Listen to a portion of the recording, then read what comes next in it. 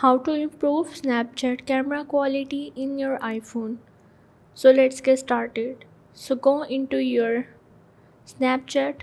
Now from here go in this profile icon. From here click on this gear icon that is in the top right corner. Now from here scroll down and go in the privacy controls clear data. From here click on the clear cache and here you have to clear the cache of your Snapchat.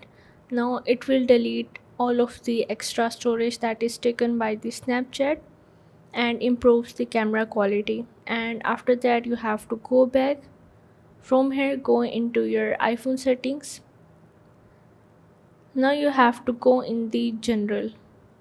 From here click on the software update and here you have to check out that if there is any update or not, and if there is any update then you have to go in the beta updates and update your app and update your iPhone, and after that you have to go back. From here you have to scroll down and go in the camera.